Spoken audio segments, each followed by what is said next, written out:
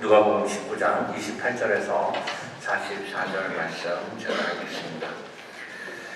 예수께서 이 말씀을 하시고 예루살렘을 향하여 앞서서 가시더라. 감람원이라 불리는 산 쪽에 있는 벳바게와 베다니에 가까이 가셨을 때 제자 중 둘을 보내시며 이르시되 너희는 맞은편 마을로 가라. 그리로 들어가면 아직 아무도 타보지 않은 나귀 새끼가 매어 있는 것을 보리니 풀어 끌고 오라. 만일 누가 너희에게 어찌하여 푸느냐 묻거든 말하기를 주가 쓰시겠다 하라 하시매 보내심을 받은 자들이 가서 그 말씀하신 대로 만난지라. 나귀 새끼를 풀 때 그 임자들이 이르되 어찌하여 나귀 새끼를 푸느냐 대답하되 주께서 쓰시겠다 하고 그것을 예수께로 끌고 와서 자기들의 겉옷을 나귀 새끼 위에 걸쳐놓고 예수를 태우니 가실 때 그들이 자기의 겉옷을 길에 펴더라. 이미 감람산 내리막길에 가까이 오심에 제자의 온 무리가 자기들이 본 바 모든 능한 일로 인하여 기뻐하며 큰 소리로 하나님을 찬양하여 이르되 찬송하리로다. 주의 이름으로 오시는 왕이여 하늘에는 평화여 가장 높은 곳에는 영광이로다 하니 우리 중 어떤 바리새인들이 말하되 선생이여 당신의 제자들을 책망하소서 하거늘 대답하여 이르되 내가 너희에게 말하노니 만일 이 사람들이 침묵하면 돌들이 소리 지르리라 하시니라. 가까이 오사 성을 보시고 우시며 이르시되 너도 오늘 평화에 관한 일을 알았더라면 좋을 뻔하였거니와 지금 내 눈에 숨겨졌도다. 날이 이를지라 내 원수들이 토돈을 쌓고 너를 눌러 사면으로 가두고 또 너와 및 그 가운데 있는 내 자식들을 땅에 메어치며 돌 하나도 도리에 남기지 아니하리니 이는 내가 보살핌 받는 날을 알지 못함을 이남이니라 하시니라. 아멘. 제일 마지막 말씀에 보면 도리에 돌 하나 남기지 아니하리니 이는 네가 보살핌을 받는 날을 알지 못함을 이남이니라 그랬어요. 예루살렘 성전이 무너질 것인데 그 무너지게 되는 원인이 뭐냐면 내가 너를 보호해주고 도와주고 그랬는데 네가 그것을 깨닫지 못하고 있기 때문이다. 이 말씀입니다. 결국에 예루살렘은 멸망하게 됩니다. 자, 그러나 그 멸망한 예루살렘 그 앞에 서신 예수님은 모든 것을 이기셨습니다. 승리하셨습니다. 오늘 주님은 승리를 선포하십니다. 어떤 사람들에게 예수님을 구세주로 믿고 예배할 줄 아는 사람들에게 이 승리가 주어지는 것입니다. 자, 우리가 오늘을 특별하게 종려주일 이렇게 부릅니다. 왜 그렇게 부릅니까? 종려나무 가지를 흔들면서 여호와 하나님을 경배했기 때문입니다. 호산나 하면서 예수님이 승리하신 것을 온 백성들이 모여서 축하했기 때문입니다. 그러나 또 고난주일이라고도 부릅니다. 왜냐하면 오늘부터 일주일 동안 주님은 십자가를 향해서 걸어가시기 때문입니다. 우리가 고난주간 스테이션을 만들어 놓을 테니 여러분들 모두 나오셔서 예수님의 승리 또한 그 승리가 어떻게 주어진 것인가 하는 것을 묵상하는 귀한 시간을 가질 수 있기를 바랍니다. 자, 오늘 예수님이 승리하셨어요. 무엇에 대한 승리를 선포하고 있느냐 하면 주님은 세 가지를 승리하셨습니다. 첫 번째, 인생들 속에서 모두 함께 사시는 것에 대해서 승리하셨습니다. 예수님 하늘의 왕이셨던 분이세요. 그런 주님이 이 땅에 오셔서 가난한 자들 속에 들어가서 산다는 게 결코 쉬운 일이 아니셨을 겁니다. 그랬는데 그렇게 하기로 결정을 하시고 이 땅에 오셨어요. 그리고 우리 가운데 들어오셔서 우리와 함께 살으셨습니다. 왜냐하면 너희같이 그렇게 사는 것도 승리할 수 있는 길이 있다. 어떻게 하면 우리가 이 땅에서 이길 수 있는지를 내가 보여주려고 그러시면서 오신 겁니다. 세상 기준으로 볼 때 왕은 모든 걸 누리는 사람인데도 불구하고 우리 주님 왕이심에도 불구하고 이런 거 다 내려놓고 그리고 우리 가운데 오셨습니다. 모든 인간을 평등하게 사랑하신다라는 걸 보여주기 위해서 고아와 과부와 가난한 자들과 범죄자들 가운데 오셨습니다. 이것이 중요합니다. 평등하게 모두를 사랑하신다. 조금이라도 차별하지 아니하신다. 여러분, 왜 하나님 저 사람만 왜 사랑해? 이렇게 느껴질 때 있습니까 혹시? 제가 나보다 더 이뻐서 그러나 제가 나보다 더 뭔가 잘해서 그런가? 뭐 일도 잘해, 뭐 하나 맡겨놓으면 똑소리 나게 잘해. 그래서 저 사람만 하나님은 사랑하시나? 가끔가다 저를 향해서 그러시는 분들도 있어요. 목사님 왜 그 사람만 사랑해요? 절대로 그럴 일 없어요. 왜 저 사람이 더 이뻐서 사랑하세요? 저 사람이 더 뭔가를 잘해서 그러세요? 절대로 그럴 일 없습니다. 저는 모두를 사랑합니다. 아멘. 내 자식들도 아버지가 나보다 동생을 더 사랑하는 것 같아. 이렇게 느끼는 순간 살인이 벌어지더라고요. 가인과 아벨. 동생을 팔아버리기도 하더라고요. 요셉 이야기. 세상의 비극이 여기서부터 시작되었어요. 그래서 예수님이 가난한 자들, 고아들, 과부들 이런 가운데 오시고 제자를 뽑아도 무지한 자들 가운데, 어부들 가운데, 이런 가운데서 많이 뽑으셔요. 사랑을 느낀 사람들은요, 무엇을 알게 되냐면 내가 더 이상 혼자가 아니다. 이걸 깨닫게 됩니다.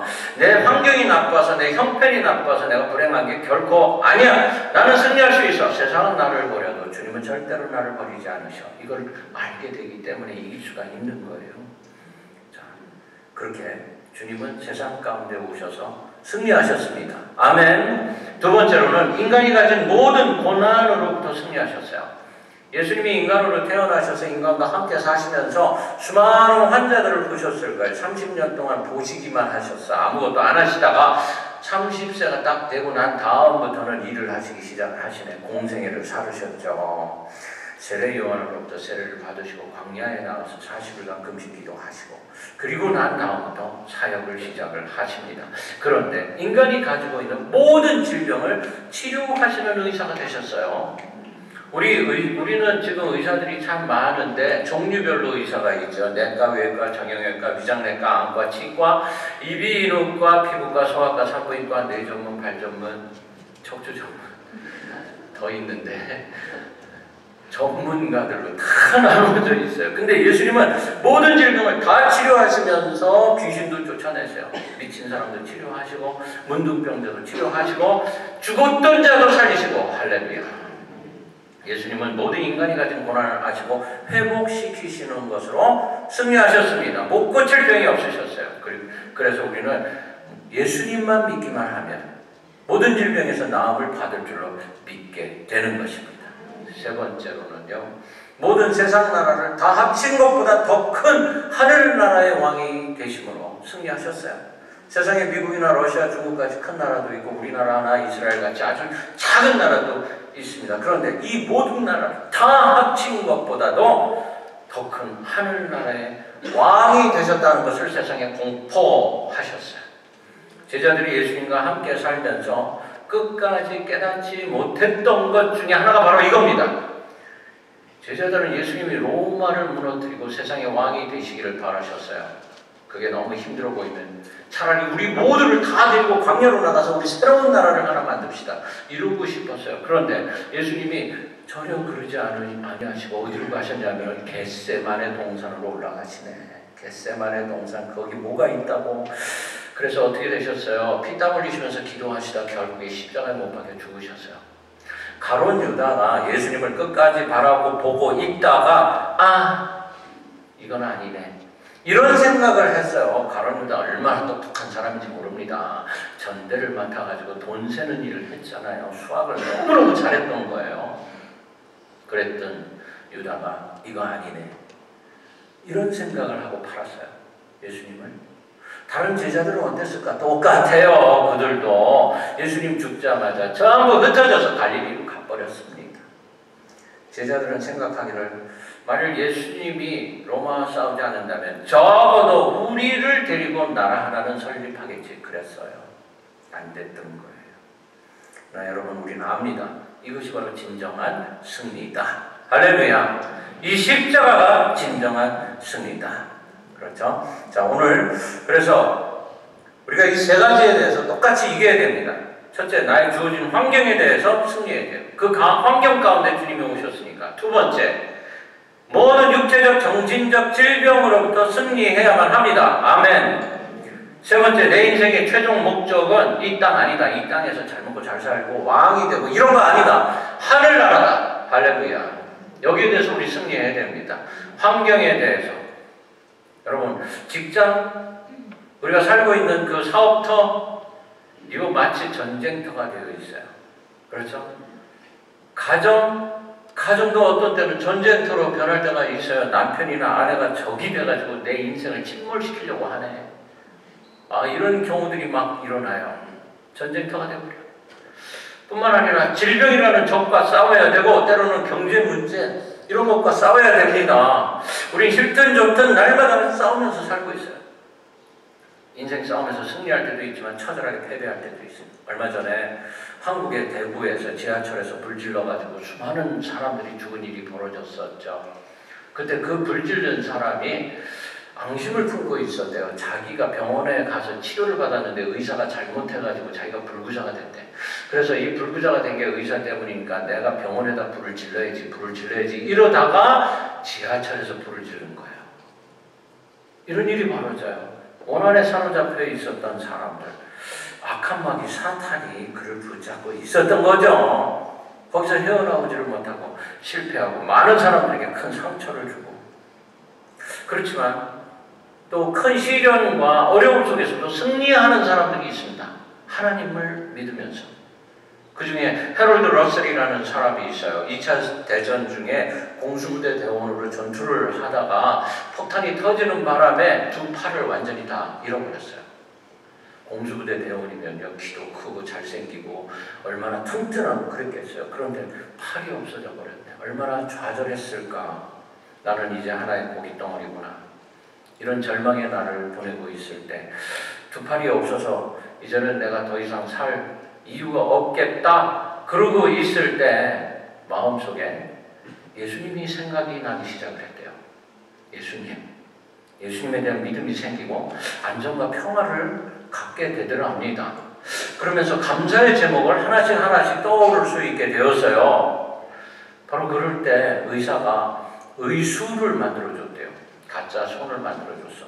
그걸 가지고 타이프를 치기 시작을 합니다. 자기의 그 전투에서 일어났던 일, 내가 지금까지 걸어오면서 죽을 수밖에 없었던 인생이었지만 다시 살아났던 일을 책으로 쓰기 시작을 했어요. 그리고는 그 책이 영화가 되었습니다. 영화가 되고 그 사람이 직접 불구의 몸을 가지고 주연 배우로 등장을 합니다. 이 영화가 아카데미 나무주연상을 타게 됩니다.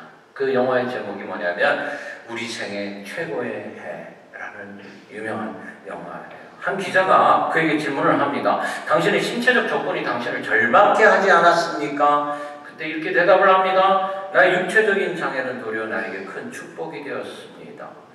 잃어버린 것을 생각하지 말고 내가 가지고 있는 것이 얼마나 많은가를 생각하십시오. 그러면은 10배의 보상을 받을 수가 있을 것입니다. 그래요. 우리가 잘 아는 음악가 베토벤은 말년에 청각을 잃어버리지 않습니까? 청각을 잃어버린 작곡가, 이거 어디다 써먹겠어요? 그런데 청각을 잃어버린 베토벤이 작곡을 합니다. 합창교향곡. 그 유명한 합창교향곡을 청각을 잃어버린 상태에서 작곡을 해요. 그 작곡이 다 끝나고 난 다음에 자기가 직접 지휘까지 합니다. 아무 소리도 들리지 않는데 지휘를 하는 거예요. 그의 머릿속에 모든 음악이 울려 퍼지기 시작을 합니다. 그러면서 들리지도 않으면서 음악을 자기 마음으로 들으면서 음악을 연주합니다. 지휘를 합니다. 지휘가 다 끝났어요. 다 손을 내려놨습니다. 우레와 같은 박수 소리가 뒤에서 울리는데 아무것도 듣지를 못합니다. 가만히 서 있는 거예요. 그냥 모두 기립박수하고 있는 중이에요. 베토벤은 못 느끼고 있어요. 바이올린 주자가 일어나서 다가와서 그의 몸을 돌려서 청중을 바라보게 합니다. 와! 모든 사람들이 일어나서 박수 치는 것을 보고 내가 잘했구나. 그리고는 인사를 하더라는 거예요. 그게 그 유명한 합창교향곡. 아무것도 들리지 않을 때 만든 그런 교향곡이에요. 성경이 이렇게 말합니다. 두려워 말라. 내가 너와 함께 하리니 놀라지 말라. 나는 네 하나님이 됨이니라. 하나님은 인생이 이렇게 약하다는 걸 너무나 잘 아세요. 그래서 말씀을 통해서 누누이 말씀하세요. 내가 너와 항상 함께 하겠다. 아멘. 두 번째는 질병으로부터 우리 승리해야 합니다. 예수님 때 가난한 사람들 병원에 갈 수가 없었을 거예요. 그래서 늘 무당 찾아다니고 뭐 이런 것만 합니다. 예수님이 말씀으로 치료하는 걸 보여주셨어요. 그 이후로 예수의 모든 제자들은 말씀으로 질병을 치료하기 시작을 합니다. 예수 그리스도의 능력 있는 이름을 선포하면 낫더란 말이죠. 지난주 수요일에 사도 바울은 예수의 이름으로 질병을 치료하고 죽은 자도 살리는 기적을 일으키면서 복음을 전했다. 그런 말씀 드렸어요. 그의 마음이 예수의 심장을 소유했다. 이렇게 고백을 합니다. 예수의 심장을 소유했대요. 자기가 우리가 예수 그리스도의 심장을 소유한다면 능치 못할 일이 없을 줄로 합니다. 여러분, 세상은요 심장 이식 수술을 지금 하고 있죠. 수많은 사람들이 심장 이식 수술을 받아요. 그런데 심장 이식 수술을 받은 사람들한테 이상한 현상들이 있답니다. 미국 아리조나에 살고 있는 빌 홀시라는 사람은 심장 이식 수술을 받고 나서는 이 사람이 원래 사업가였는데 스포츠맨으로 탈바꿈을 합니다. 갑자기 운동을 너무너무 좋아하는 거예요. 그리고 막 운동을 너무 잘해가지고 메달도 막 따고 그러는 겁니다. 내가 왜 이러지? 그래서 알아보니까는 자기 심장이 스턴트맨의 심장이더래. 헐리우드에서 스턴트맨 하시던 분이 이제 돌아가셔가지고 그 심장 이식을 받았다는 거예요. 또 어떤 분은 평소에는 아주 온순하고 조용한 사람이었는데 심장 이식 수술을 받고 난 다음부터 막 화를 내고 막 술도 마시고 막 그러더래요. 내가 왜 이러지? 그리고 알아봤더니 이 죽은 사람이 술집에서 술 먹고 싸우다가 죽은 사람의 심장이더래요. 이런 일이 벌어져요. 또 심장 이식을 받은 제니퍼라는 7살의 어린 소녀가 있었는데 밤마다 꿈을 꾸는데 누군가가 자기를 막 쫓아와서 죽이려고 하더랍니다. 같은 꿈을 계속해서 꾸는 거예요. 그래서 왜 그러지? 알아봤더니 살해당한 소년의 심장이었어요. 경찰들이 그 얘기를 듣고 찾아가서 네 꿈 이야기를 좀 더 자세하게 좀 설명 좀 해봐라. 그래가지고 범인을 잡았답니다. 범인을. 이런 일이 벌어져요. 그래서 미국의 애리조나 주립대학의 심리학 교수 게리 슈왈츠라는 사람이 심장 이식 수술을 받은 70명의 사람을 대상으로 이런 삶과 행동 변화를 연구해 봤어요. 그랬더니 심장을 이식받은 사람은 심장뿐만 아니라 심장 증여해 준 사람의 성격이나 기억도 함께 받더라 하는 결과를 만들어냈어요. 하트메스 연구소의 홀린 맥크레이드라는 박사는 인간은 머리에만 뇌가 있는 것이 아니다. 심장에도 기억 장치가 있다. 그럽니다. 자, 여러분, 예수님 우리의 질고를 대신 지셨어요. 질고란 병에 걸려 겪는 고통, 괴로움 이런 걸 말하죠. 이사야서 53장의 5절에 그가 채찍에 맞음으로 우리는 나음을 받았도다. 그랬죠? 예수님이 채찍에 맞으셨기에 우리의 모든 질병이 다 나았습니다. 자, 사도 바울이 뭐라고 고백을 하느냐 하면은 빌립보서 1장 8절에 내가 예수 그리스도의 심정으로 너희 무리를 얼마나 사모하는지 하나님이 내 증인이시니라 그래요. 뭐라 그럽니까? 바울 자신이 예수님의 심장을 가졌답니다. 예수님의 심장을 갈라디아서 2장 20절에 보면 이렇게 고백을 해요. 내가 그리스도와 함께 십자가에 못 박혔나니 그런즉 이제는 내가 사는 것이 아니요 오직 내 안에 그리스도께서 사시는 것이요 이제 내가 육체 가운데 사는 것은 나를 사랑하사 나를 위하여 자기 자신을 버리신 하나님의 아들을 믿는 믿음 안에서 사는 것이야. 그랬어요. 자, 여러분, 이 말씀을 우리가 잘 기억해야 됩니다. 예수님의 심장을 가진 사도 바울이 그 예수님의 심장을 가지고 우리에게 말씀을 선포했을 때 그 말씀이 내 속에 들어와서 내 심장이 되는 거예요. 할렐루야. 이런 변화가 내 속에서 일어나고 있습니다. 십자가 병원에서 여러분의 심장을 예수의 심장으로 바꿔놓으신 줄로 믿으시기 바랍니다. 끝으로 세 번째, 내 인생의 목적은 이 땅이 아니라 하늘나라가 되어야 됩니다. 예수께서 이 땅에 오셔서 십자가를 지셔야 했던 이유는 우리를 천국 백성으로 만들기 위해서, 할렐루야, 저와 여러분들 모두를 천국 백성으로 만들기 위해서. 저를 따라 한번 해보세요. 나는 사탄이 두렵지 않습니다. 주님이 싸워주십니다. 주님이 승리하셨습니다. 그래서 나도 승리합니다. 아멘. 아멘. 오늘 우리가 종료주일 주님이 승리를 선포하신 날이세요. 예수 그리스도의 이름을 선포하면서 승리하시는 저와 여러분들 되시기를 주의 이름으로 축원합니다. 아멘.